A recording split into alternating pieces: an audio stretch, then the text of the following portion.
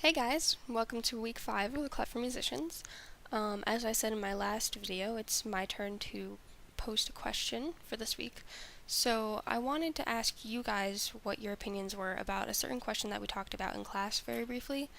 And that question was, is an online presence appropriate for music educators? What are the pros and cons of it? So I wanted to know if your teachers throughout your schooling experiences had an online presence that they shared with their students, and how do you think it'll be different when we become teachers, and how will you handle the whole move towards technology in education? So in my opinion, I think an online presence is appropriate for music educators to a certain extent.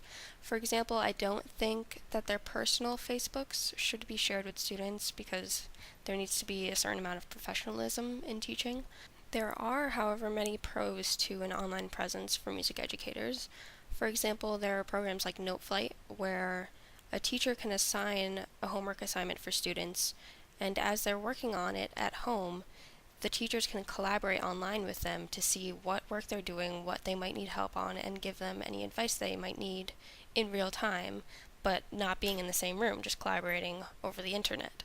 There are also many other things that can be done online that would benefit a music classroom.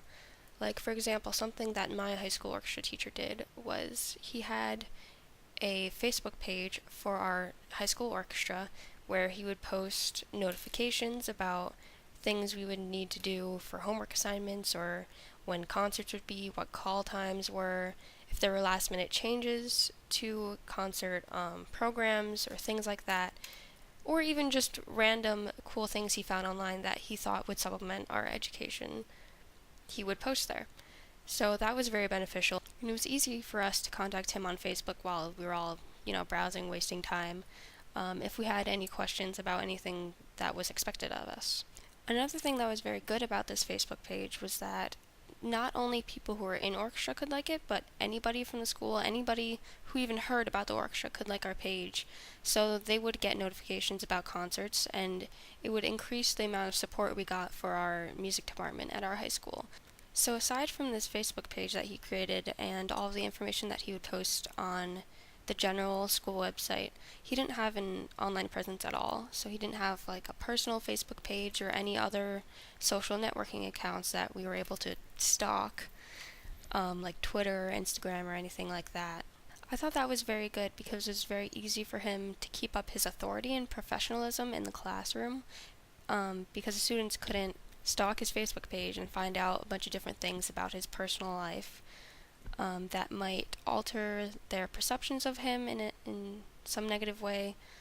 But that's not to say that teachers can't have a Facebook. It's just that if they do have a personal Facebook account, change their privacy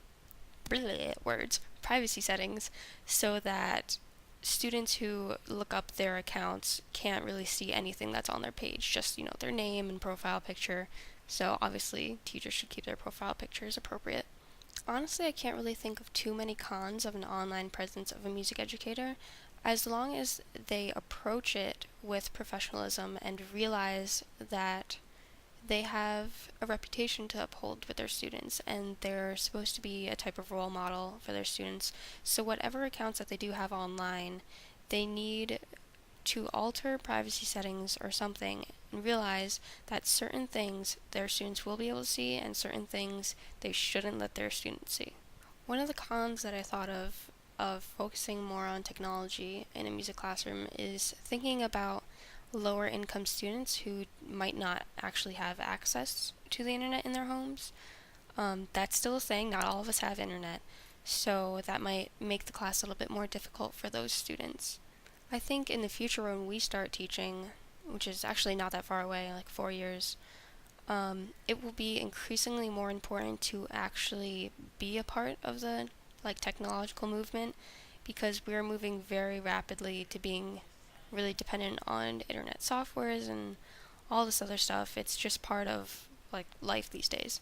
I think in the future it'll be very important to have an online presence as a music educator because students will be so dependent on their electronics. And it'll also help educators to show students that they are real people and to connect with their students more if, they do the same sort of things, they have the same habits, they're also online like their students are, as long as they still keep it professional. I know that when I start teaching, I'll still have my personal Facebook page that I have now, so I'll just have to make sure that my privacy settings are set so that they can't see anything that's on there, or like Google me, things like that. But I'll also create a separate Facebook page like my high school orchestra did, where my students can collaborate, where I can give them information and things like that. And I think it'll be important to listen to my students and be a part of whatever social networking site that they think might be useful. For example, if they think that having a Twitter account for orchestra would be beneficial in sending out tweets about things as an educator online, not like a personal Twitter. If they think that would be beneficial, then that's something that I could do for them. And I can set up multiple accounts on different networking sites, so whatever people use the most, they will have the information that I'm sending out available to them no matter what site they're on. So that's all I have to say, but let me know what you guys think about music educators having an online presence, pros and cons, what your experiences were in the past of your teachers having a presence or not online, how students perceived that, and how you think you'll go about it when you become a teacher.